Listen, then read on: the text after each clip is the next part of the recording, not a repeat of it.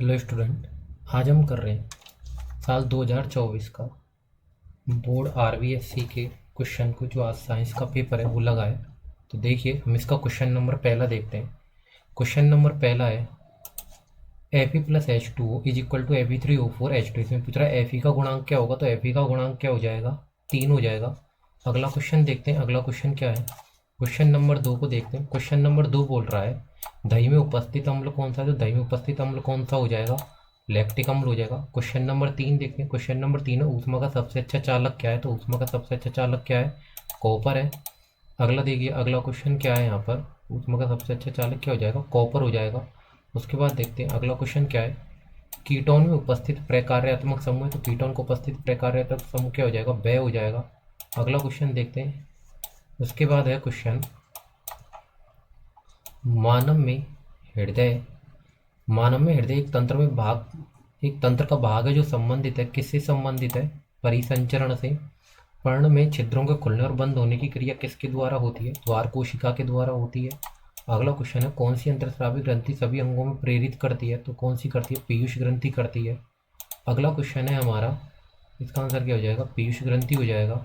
अगला क्वेश्चन है हमारा यहाँ पर, जब पुष्प के पुंकेसर और स्त्री केसर दोनों उपस्थित हो तो उसे हम क्या कहते हैं, उभयलिंगी कहेंगे। अगला क्वेश्चन देखते हैं। अगला क्वेश्चन क्या है, अगला क्वेश्चन है पुष्प पुरुष पुरुष में लिंग गुणसूत्र होते हैं, तो लिंग गुणसूत्र कौन से होते हैं, एक्स एक्स एक्स वाई होते हैं।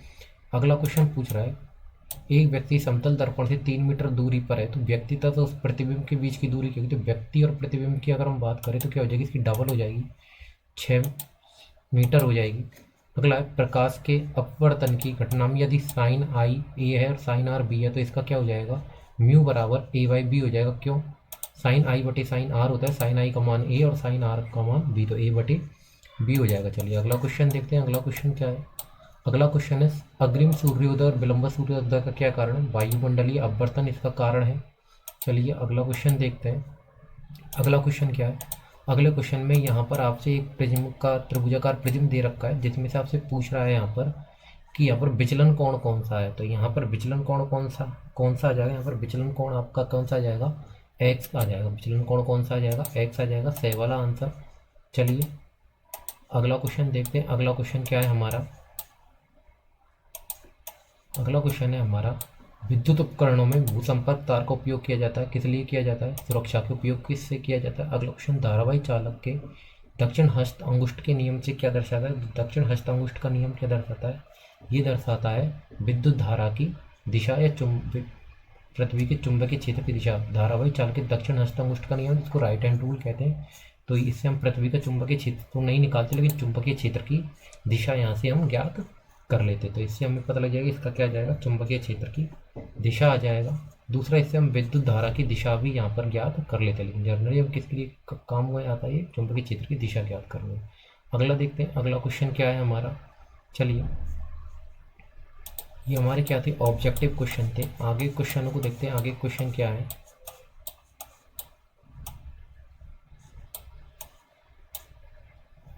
इसके कुछ क्वेश्चंस उधर ही हैं, चलिए उधर देख लेते हैं एक बार।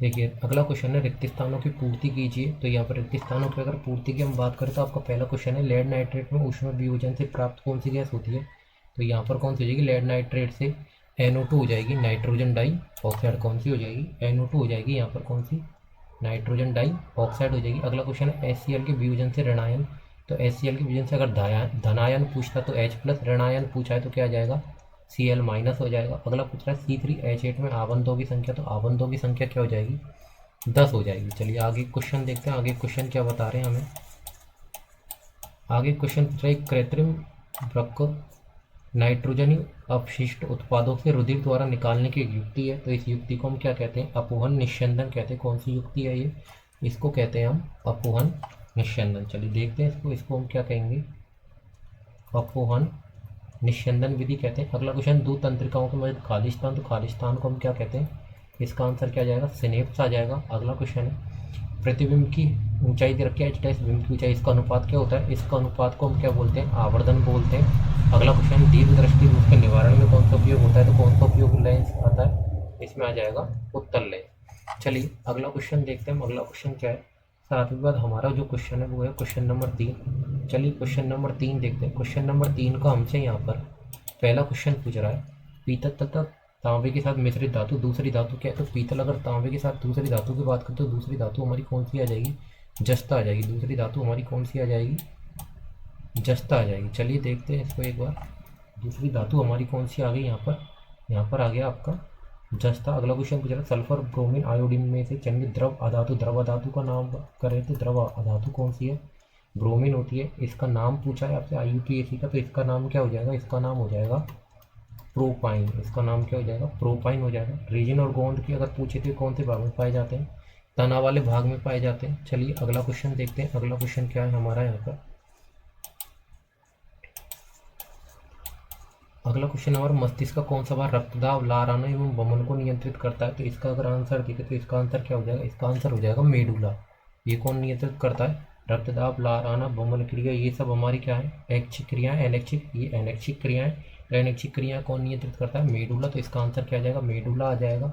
दो जीवाणु संक्रमित रोगों के नाम पूछ रहा है, तो रोगों के नाम हम क्या लिख सकते हैं यहाँ पर, एक हो जाएगा हैजा और दूसरा रोग हम क्या लिख सकते हैं यहाँ पर, 6 लिख सकते हैं। अगला क्वेश्चन पूछ रहा है, मेंडल के लक्षण की वंशागति में F2 पीढ़ी में पौधे में बौने पौधे का, तो बौने का क्या था, F2 पीढ़ी में बौने पौधे क्या होते हैं 25%, और जो बड़े पौधे होते हैं वो कितने होते हैं 75% होते हैं, 3:1 आता है यहाँ पर। अगला क्वेश्चन देखते हैं। अगला क्वेश्चन क्या है, गोलीय लेंस बिंब दूरी का, और लेंस का फॉर्मूला पूछा है एक्चुअली यहाँ पर। तो लेंस का फॉर्मूला क्या होता है, 1/f बराबर 1/b माइनस 1/μ। अगला क्वेश्चन पूछा है, नेत्र का कौन सा भाग पुतली की साइज को नियंत्रित करता है। तो पुतली की साइज को वैसे तो परितारिका करती है, इसमें आप चाहें तो तारा भी भर सकते हैं। देखिए अगला क्वेश्चन, पारितंत्र का उपभोक्ता के उदाहरण, तो उपभोक्ता का क्या होता है, कीट भर सकते हैं आप, टिड्डा भी या फिर कुछ भी आप इसमें थोड़ा सा जो प्राथमिक उपभोक्ता है वो इसमें कुछ भी भर सकते हैं। खंड व्यय को देखते हैं। क्वेश्चन हमसे पूछ रहा है Na2CO3HCl, तो यहाँ पर एक्स उत्पाद के बारे में पूछ रहा है कि एक्स उत्पाद क्या आएगा। तो एक्स उत्पाद क्या आ जाएगा, यहाँ अम्ल की अभिक्रिया करवा रही है किसी धातु कार्बोनेट से, तो एक्स उत्पाद क्या आ जाएगा, यहाँ पर आ जाएगा NaCl, और अभिक्रिया को संतुलित करोगे तो क्या आ जाएगा 2NaCl आ जाएगा। चलिए अगला क्वेश्चन देखते हैं। अगला क्वेश्चन क्या है हमारा यहाँ पर, देखिए यहाँ पर अगला क्वेश्चन है हमारे यहाँ पर, धातुएं विद्युत की सुचालक होती है, बिल्कुल होती है। इसके लिए चित्र पूछ रहा है, तो आप इसको चित्र बनाकर इस तरह से दर्शा सकते हैं कि आप क्या कर कीजिए, यहाँ पर एक परिपथ बनाइए और परिपथ में क्या लगा दीजिए, धातु की छड़ लगा दी। किस प्रकार से, जैसे यहाँ पर क्या करा, इस तरह से एक क्या बनाया परिपथ, और इसमें क्या लगा दी, धातु की छड़ लगा दी, और इस परिपथ में क्या लगा दी है, बैटरी लगा दी यहाँ पर, और एक क्या लगा दिया, बल्ब लगा दिया। तो इस तरह से हम इसको दर्शा सकते हैं। तो इसमें जब हम देखते तो क्या होता है, बल्ब दीप्त हो जाता है। तो इस बात का मतलब क्या है कि इसमें विद्युत धारा का प्रवाह होता है, अर्थात हम बोल सकते हैं विद्युत की क्या है, सुचालक। इसको तो हम इस तरह से दर्शा सकते हैं। चलिए अगला क्वेश्चन देखते हैं। अगला क्वेश्चन क्या है हमारा, इसको थोड़ा क्लियर कर लेते हैं यहाँ से। चलिए अगला क्वेश्चन हमसे बोल रहा है यहाँ पर कि जल में उपस्थित मैले कपड़े साबुन लगाने साफ क्यों हो जाते हैं। क्योंकि साबुन जब हम लगाते हैं तो यहाँ पर एक संरचना बनती है, कौन सी संरचना, मिसेल की संरचना। तो जैसे क्या हुआ, यहाँ पर मैल है तो इसकी पूंछ यहाँ पर व्यवस्थित हो जाती है चारों तरफ, और इसका ऊपर क्या होता है, आयनिक भाग होता है। तो आयनिक भाग क्या होता है, आयनिक भाग में जल के अणुओं की तरह व्यवहार करता है। तो ये आयनिक भाग क्या होता है, जल के अणुओं को पकड़ के रखता है, और ये पूंछ वाला भाग गंदगी को पकड़ के रखता है। तो ये क्या होता है, जल को पकड़ने की वजह से जैसे ही हम कपड़ा निकालते हैं, गंदगी का भाग कहाँ रह जाता है, अंदर रह जाता है। तो इस प्रकार क्या हो जाएगा, कपड़ा साफ हो जाएगा। अगला बोल रहा है एथीन की संरचना पूछ रहा है। तो चलिए एथीन की संरचना बनाते हैं यहाँ पर। चलिए यहाँ पर हम क्या करते हैं, एथीन की संरचना बना के देखते हैं। चलिए तो देखिए एथीन की संरचना क्या होती है, एथीन का सूत्र क्या हो जाएगा, पहले सूत्र देखते हैं। एथीन का सूत्र क्या होता है यहाँ पर, सी मेथ एथ प्रोब्यूटेंट। तो एथ में क्या आ जाएगा, 2 कार्बन आ जाएंगे। देखिए एथीन की संरचना यहाँ पर क्या बन जाएगी, एथीन की संरचना बन जाएगी आपकी एक कार्बन, ये दूसरा कार्बन, ये आपके क्या जाएंगे, दोनों कार्बनों में कॉमन आगे जो डबल बॉन्ड लगेंगे, ईन है यहाँ पर। तो इस वाले कार्बन के 6 हो गए, और ये इस वाले कार्बन के 6 हो गए। एक हाइड्रोजन यहाँ लगा दो, एक हाइड्रोजन यहाँ लगा दो, ठीक है। तो हाइड्रोजन की पूर्ति करेगा तो ये इस तरह से हाइड्रोजन की, दोनों की हाइड्रोजन की पूर्ति हो जाएगी, ठीक है। और कार्बन की पूर्ति करेगा तो कार्बन के 4 तो ये रहे, 2 ये रहे, और 2 इधर से मिल जाएंगे। तो क्या हो जाएगा यहाँ पर कार्बन के पास भी क्या हो जाएंगे, 8 हो जाएंगे। कार्बन के पास भी क्या हो जाएंगे, यहाँ पर 8 हो जाएंगे, ठीक है। इस तरह से हम इसमें क्या बना सकते हैं, एथीन की संरचना बना सकते हैं। देखिए यहाँ पर ये इस तरह से बन जाएगा, और यहाँ पर ये इस तरह से बन जाएगा पूरा, ठीक है। तो ये क्या बन जाएगी यहाँ पर एथेन की संरचना बन जाएगी। चलिए अगला क्वेश्चन देखते हैं। गर्भ निरोधन की दो विधियाँ पूछ रहा है, तो गर्भ निरोधन की अगर दो विधियों की बात करें तो गर्भ निरोधन की दो विधियाँ हम कौन सी बना सकते हैं? गर्भ निरोधन की दो विधियाँ कौन कौन सी है? कॉपर्टी, कौन कौन सी है? कॉपर्टी। और दूसरी विधि कौन सी है? आप कॉन्डम का यूज करके कर सकते हो। दूसरा आप यहाँ पर शल्य चिकित्सा भी लगा सकते हो। ठीक है, चलिए हम यहाँ पर थोड़ा सा एथेन का जो ये है इसको थोड़ा सा क्लियर बना के देखते हैं। यहाँ पर ये थोड़ा गंदा हो गया, इसको थोड़ा और क्लियर बना लेते हैं एथेन वाली इलेक्ट्रॉन बिंदु संरचना को। ये देखिए एथेन वाली संरचना को देखोगे तो देखिए यहाँ पर आपके पास ये क्या हो गया, एक तो कार्बन हो गया। देखिए क्या हो जाएगा, एथेन की संरचना में एक कार्बन ये हो गया, एक कार्बन ये हो गया। ठीक है, तो कार्बन की जो ये है ये तो क्या है, डबल बॉन्ड है। अब कार्बन के पास क्या है, एक ये रहा और एक ये रहा, और एक कार्बन का एक ये रहा और एक ये रहा। अब यहाँ पर इसके सामने क्या लगा दो, हाइड्रोजन जोड़ना है। ठीक है, तो हाइड्रोजनों की पूर्ति देखते देखो, सबसे पहले अपन हाइड्रोजन की पूर्ति करते हैं, फिर उसके बाद किसकी करते हैं, कार्बन। तो देखिए यहाँ पर ये किसकी पूर्ति हो गई, हाइड्रोजन वाली पूर्ति हो गई। ये इसी तरह से इसकी किसकी पूर्ति हो गई, हाइड्रोजन की पूर्ति हो गई। ठीक है, अब हम किसकी करते हैं, कार्बन की करते हैं। तो चलिए कार्बन की कैसे हो जाएगी, देखिए 1 2 3 4, तो ये 5 6 7 8 करने तो ठीक है। तो देखिए कार्बन की पूर्ति कैसे हो जाएगी, इस प्रकार से ये पूरी क्या हो गया, ये कार्बन की पूर्ति होगी। देखिए 4 2 6 और एक 7 और 8। इसी प्रकार से इधर किस में हो जाएगी, ये इधर वाले कार्बन की पूर्ण हो जाएगा। ठीक है, तो इस तरह से कैसे हो जाएगा, ये यहाँ पर ये एथेन की संरचना बन जाएगी। चलिए अगला क्वेश्चन देखते हैं। अगला क्वेश्चन क्या है हमारा, अगला क्वेश्चन क्वेश्चन नंबर 11 पूछ रहा है। क्वेश्चन नंबर 11 में हमसे बोल रहा है यहाँ पर निम्न परिपथ चित्र में विद्युत ए तथा बी के मध्य तुल्य प्रतिरोध पूछ रहा है। तो देखिए तुल्य प्रतिरोध को अगर आप देखोगे तो ऊपर ऊपर के जो 3 ओम है, ये वाला और ये वाला, ये श्रेणी क्रम में, तो श्रेणी क्रम में ये क्या क्या हो जाएंगे, 6 ओम हो जाएंगे। तो ये और ये किस में आ जाएंगे, पार्श्व क्रम में आ जाएंगे। तो आप इसको पार्श्व क्रम में निकालो तो 1/6 प्लस 1/6 करोगे तो क्या आ जाएगा 6, और ऊपर क्या आ जाएगा 2। तो इसको काटोगे तो क्या आ जाएगा 1/3। इसका उल्टा करोगे तो क्या आ जाएगा 3। अब ये वाला 3 और ये वाला 3 किस में, श्रेणी क्रम में। तो 3 + 3 आंसर क्या आ जाएगा, 6 ओम आंसर आ जाएगा। अगला क्वेश्चन देखते हैं। अगला क्वेश्चन क्या है हमारा, अगला क्वेश्चन हमसे पूछ रहा है कि धारावाही परिनालिका के भीतर उसके चारों ओर चुंबकीय क्षेत्र रेखाओं को प्रदर्शित करने के चित्र के लिए पूछ रहा है। तो चलिए इसका हम आपको चित्र दिखाते हैं। इसका चित्र कौन सा बनेगा, देखिए ये कौन सा चित्र है, परिनालिका के चारों ओर उत्पन्न चुंबकीय क्षेत्र। तो ये इसमें क्या क्या बनाना है, चित्र बनाना है।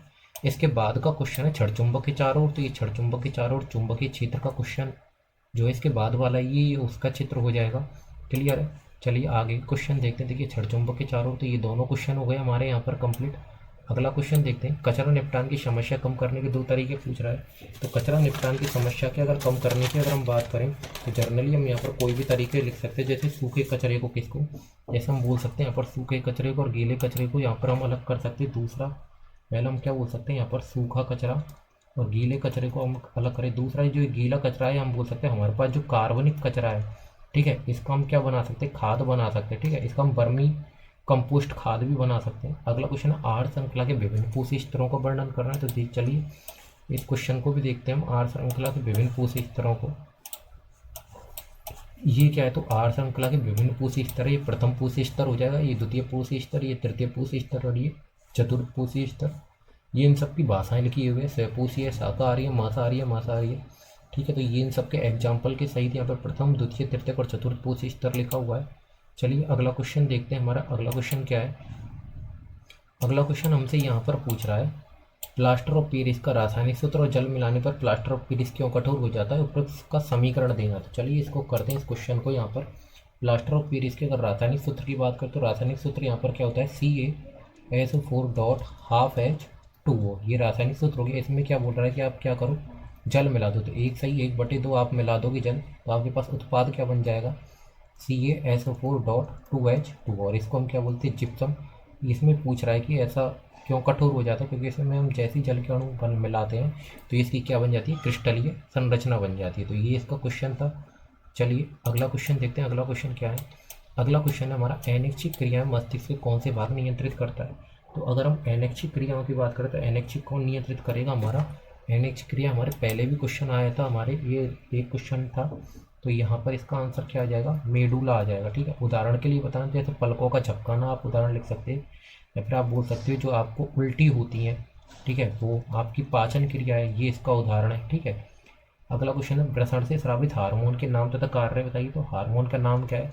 टेस्टोस्टेरोन हार्मोन है, ठीक है। और इसके अगर कार्य की बात करें, जैसे गौण लैंगिक लक्षण जो होते हैं, गौण लैंगिक लक्षण जो होते हैं वो इसमें आ जाएंगे। उसके अलावा शुक्राणु में, तो ये इसके क्या है? हार्मोन्स के कारण। चलिए अगला क्वेश्चन देखते हैं। हमारा अगला क्वेश्चन क्या है? अगला क्वेश्चन क्वेश्चन नंबर 16 है, ये हमने कर ही लिए थे। चलिए आगे क्वेश्चन देखते हैं। क्वेश्चन नंबर 16 के बाद देखिए यहाँ पर हमारा क्वेश्चन है, यहाँ पर क्वेश्चन नंबर 18। इनको थोड़ा सही कर लेते हैं हम यहाँ पर।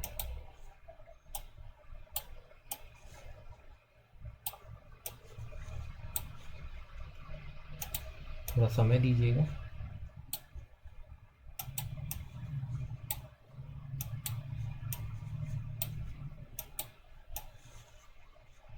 चलिए यहाँ पर हम क्वेश्चन से देखते हैं हमारे आगे के। हमारा नेक्स्ट क्वेश्चन है, मानव में नर जनन तंत्र का नामांकित चित्र बनाइए। तो देखिए नर जनन तंत्र का और मादा जनन तंत्र का अथवा में हमसे यहाँ पर पूछा है।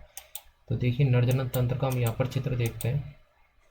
आपको यहाँ पर हम नर जनन तंत्र का चित्र देखते हैं। तो देखिए ये क्या हो जाएगा? नर जनन तंत्र का चित्र आपको ये बना के आना था, और ये इसमें क्या हो जाएगा? मादा जनन तंत्र का चित्र हो जाएगा। आप कोई भी इनमें से दो में से एक बना सकते थे। दोनों क्वेश्चन क्या है? अथवा में। अगला क्वेश्चन हमसे पूछ रहा है, विद्युत विभवांतर को परिभाषित कीजिए। तो विद्युत विभवांतर क्या होता है? विद्युत विभवांतर हो जाएगा, आपके पास अगर कोई परिपथ है तो परिपथ में क्या उत्पन्न होगी? विद्युत धारा उत्पन्न होगी। तो विद्युत विभवांतर की हम परिभाषा लिख सकते हैं यहाँ पर किसमें? विद्युत क्षेत्र में। किसमें? विद्युत क्षेत्र में एक बिंदु से दूसरे बिंदु तक आवेश को ले जाने में किया गया कार्य क्या होता है? विभवांतर होता है। बोल रहा है इसका ऐसा ही मात्रक क्या है? तो इसका ऐसा ही मात्रक क्या होता है? वोल्ट होता है। इसका ऐसा ही मात्रक क्या हो जाएगा यहाँ पर? ऐसा ही मात्रक यहाँ पर इसका हो जाएगा वोल्ट।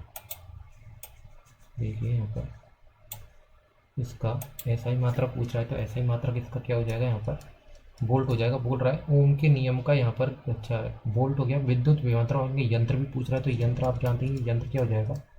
वोल्ट मीटर हो जाएगा। अगला क्वेश्चन इसमें पूछ रहा है किस क्रम में जुड़ा हुआ होता है? तो ये पार्श्व क्रम में जुड़ा हुआ होता है। आगे पूछ रहा है ओम के नियम का मध्य ग्राफ बनाना है। तो ये ग्राफ कुछ इस प्रकार से बन जाएगा, ये वी हो जाएगा, ये यहाँ पर आई हो जाएगा। चलिए अगला क्वेश्चन देखते हैं। अगला क्वेश्चन क्या है हमारा? ये क्वेश्चन था क्वेश्चन नंबर 18। चलिए क्वेश्चन नंबर 18 ये हो गया। क्वेश्चन नंबर हम देखते हैं 18 और ये क्वेश्चन नंबर 19। चलिए क्वेश्चन नंबर 20, 18 और 19 दोनों हो गए हमारे। क्वेश्चन नंबर 20 देखते हैं। क्वेश्चन नंबर 20 क्या बोल रहा है? क्वेश्चन नंबर 20 कह रहा है कि कोयले के दहन से प्राप्त गैस का नाम पूछ रहा है। तो कोयले के दहन से अगर हम बात करें यहाँ पर, देखिए कोयले के दहन से दो गैसें प्राप्त होती है, एक कार्बन डाइऑक्साइड, एक कार्बन मोनोऑक्साइड। दोनों अलग अलग स्थितियों में प्राप्त होती है।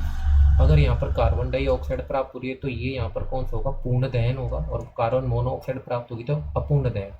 अगला पूछ रहा है कॉपर ऑक्साइड और हाइड्रोजन को मिलाने पर कॉपर और जल बनता है। तो उपरोक्त समीकरण का संतुलित रासायनिक समीकरण लिखना है। तो देखिए कॉपर ऑक्साइड ये हो गया, हाइड्रोजन मिलाया H2 हो गया, क्या बन गया? कॉपर अलग हो गई और H2 बन गया। तो ये इसका क्या हो गया? संतुलित समीकरण हो गया।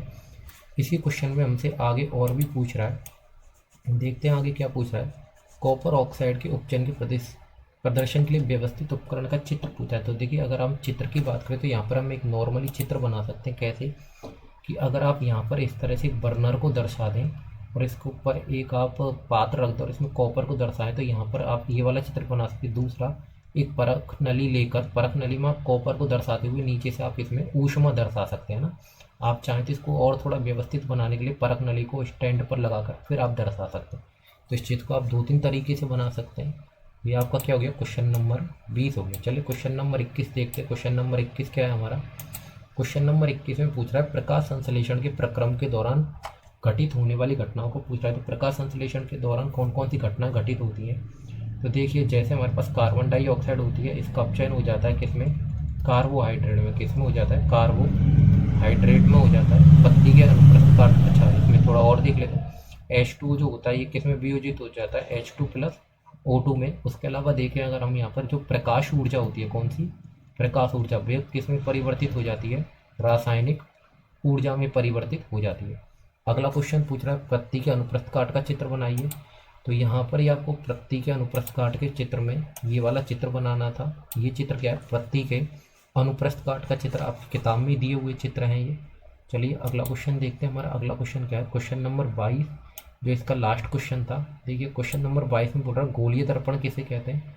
तो गोलीय दर्पण की क्या परिभाषा लिखेंगे हम यहाँ पर कि अगर हमारे पास क्या है, कांच का एक गोला है, क्या है, कांच का एक क्या है, गोला है, और ये जैसे हमारे पास क्या है, कांच का एक गोला, और इस गोले का आधा भाग लें और इस आधे भाग के एक भाग पर हम क्या कर दें, पॉलिश कर दें। कांच का गोला है, इसका हम आधा भाग लें और आधे भाग के एक भाग पर हम क्या कर दें, पॉलिश। तो हमें क्या प्राप्त होगा, गोलीय दर्पण प्राप्त होगा।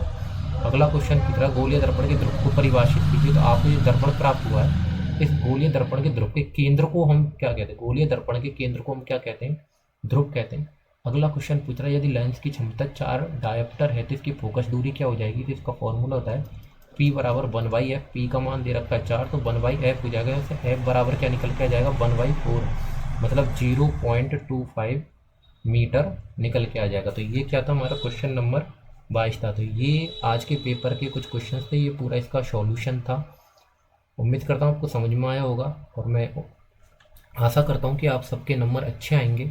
आप आज बहुत अच्छे से पेपर को करके आए होंगे। मैं समझता हूँ कि ज़्यादातर क्वेश्चन आपके सही होंगे। धन्यवाद।